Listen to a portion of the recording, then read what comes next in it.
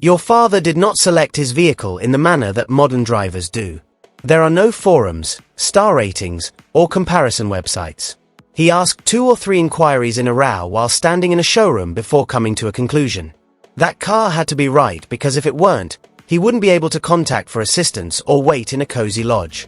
They were figuring out how to bring the kids home while standing by the side of the road in the rain and darkness.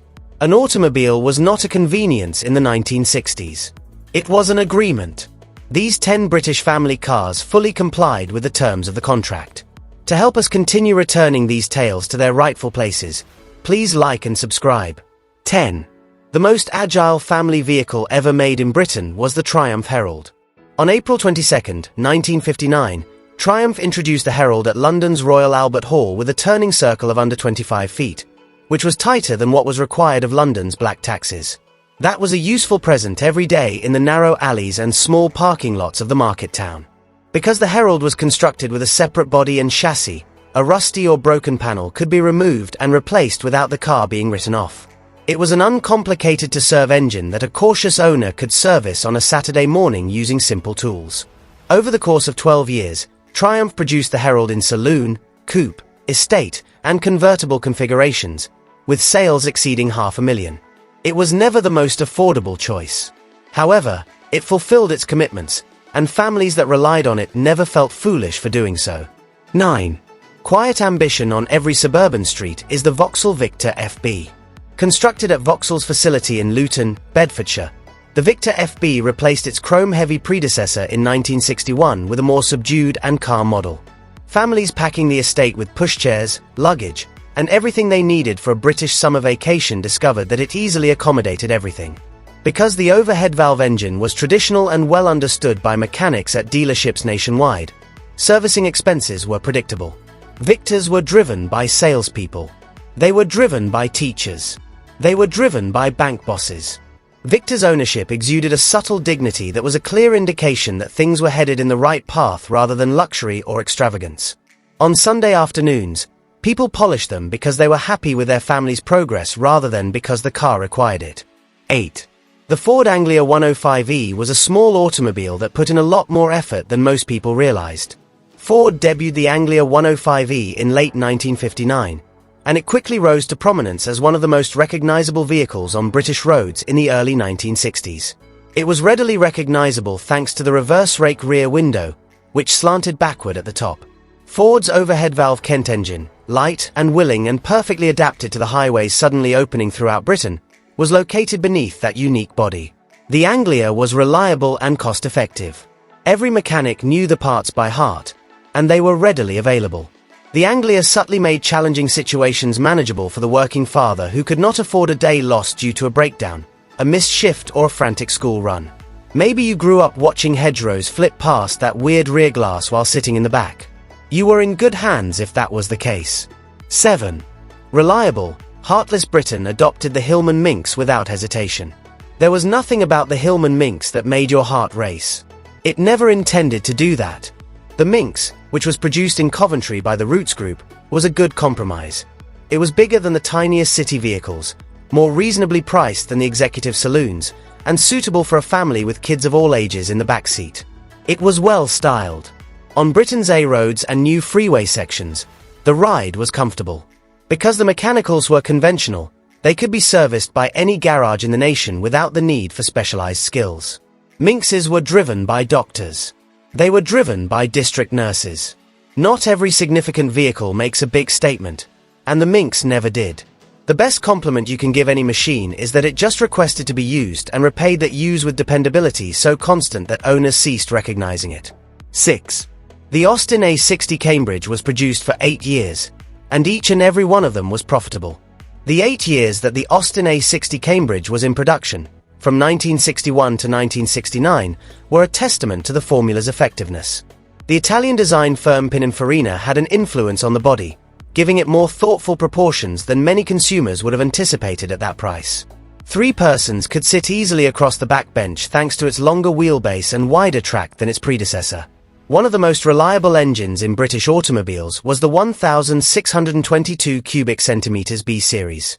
More than 275,000 were constructed. Did you or your parents attend Cambridge? We read all of your comments, so please leave one below.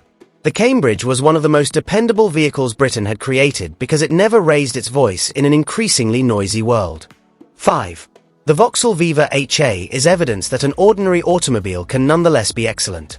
In 1962, Vauxhall established a new facility in Ellesmere Port, Cheshire, and the following year, it unveiled the Viva HA. It was a compact, boxy automobile with a simple trim. The limited power supplied by the 1,057 cubic centimeters engine meant that no one would mistake a Viva HA for something thrilling. However, this is what it accomplished. It began each morning, restored fuel economy that made weekly budgeting feasible, and only required reasonably priced maintenance in exchange. The Viva HA was often the solution for the young couple purchasing their first automobile and making the most of every penny. It was easy for mechanics. The cost of insurance was reasonable. This humble Vauxhall was that vehicle for thousands of British families in the mid-1960s. The first automobiles leave a lasting impression that no later model can equal. 4. The family vehicle that travelled 10,373 miles and returned home first was the Hillman Hunter. This is one of the most remarkable factual stories in British automotive history, so pay great attention. When the Roots Group introduced the Hillman Hunter with a 1,725 cubic centimeters engine in 1966, it was a capable and well-liked family saloon that was smooth at highway speeds, comfortable, and well-finished for the price. However, in November 1968, Andrew Cohen's works-prepared Hunter, with co-drivers Colin Malkin and Brian Coyle, departed London and travelled 10,373 miles in 23 days across Europe, the Middle East, India, and Australia. At Warwick Farm Racecourse in Sydney, the team won the £10,000 first prize and won the first London to Sydney Marathon. Every more expensive machine in the field was outlived by it. The next morning, when regular families read about that triumph, they realized something crucial. This car had undergone as much testing as any car in the world, and it had survived. 3. Every year, Britain's top choice was the Austin and Morris 1100. For the most of the 1960s, the AD016, sometimes known as the Austin 1100 or Morris 1100 depending on the showroom you entered, was the best-selling vehicle in Britain. Alec Isagonis created it after the Mini revolutionized British automobiles. In 1963, testers at Autocar magazine hailed the ride quality of Alex Moulton's hydroelastic suspension, which connected the front and back wheels via fluid displacers, as nearly unmatched for a car at its price. Unusual for this class level, front disc brakes were included as standard. The interior, designed in the Pininfarina style, was exceptionally roomy. It is available for purchase as an Austin, Morris, Wolseley, Riley, Milligram, or Vandenplas. Between 1962 and 1974, almost 2 million were constructed. Britain picked it because it was clearly the proper vehicle, not just out of habit. 2.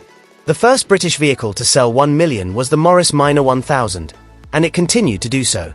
The first British automobile to reach that milestone was the millionth Morris Minor, which was produced at Cowley in Oxford on December 22, 1960. BMC commemorated the event with precisely 350 unique two-door saloons, one for each Morris dealership, finished in lilac, with white leather seats trimmed in black piping and with a minor 10000000 emblem on the bonnet. Before production stopped in 1971, the Minor continued to grow, reaching 1,619,958 vehicles.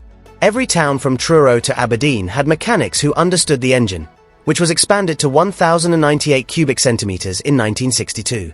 With its unique external timber structure, the Traveller Estate became the most popular form. It may be found in church parking lots, outside general practitioners' offices, and on the drives of district nurses and teachers who silently kept communities functioning. 1. The Ford Cortina was the vehicle that struck a deal with a generation and never broke it. Ford introduced the Cortina at Dagenham, Essex, on September 20, 1962. It was created in 21 months under the pseudonym Project Archbishop, sold for £639, and was on show for 500,000 people at the October London Motor Show at Earl's Court. 49 brake horsepower were generated by the 1,198 cubic centimeters Kent engine. A family could fit everything into the boot. 67,050 had been constructed by the end of 1962 alone. The MK2 debuted in October 1966, and in 1967 the Cortina overtook the 1100 as the best-selling vehicle in Britain for the first time. Over 4.3 million Cortinas were constructed globally over the course of 20 years and 5 generations. At its height, the moniker was used on 1 in 6 British-made automobiles. It was driven to industries by fathers. Its dependability was the foundation of salesmen's professional existence. The Cortina consistently performed well, so young families strained their budgets to purchase one. All it wanted was to be trusted. And when it was, without any drama or failure, it returned everything it had, mile after mile. From the inside, a legend seems like that. None of these 10 vehicles were flawless. Some rusted sooner than their owners should have. More electricity might have been beneficial for some. However, they all had one silent thing in common. They began as soon as the key was inserted in the morning. And they continued to begin. A car that kept starting was a big deal in the 1960s, when Britain was constructing new towns and aiming for a life that the preceding generation had never quite been able to have. The entire foundation was involved. Tell us in the comments which of these vehicles has special meaning for you or your family, along with the journey it took you on. To ensure you don't miss the next one, please like and subscribe.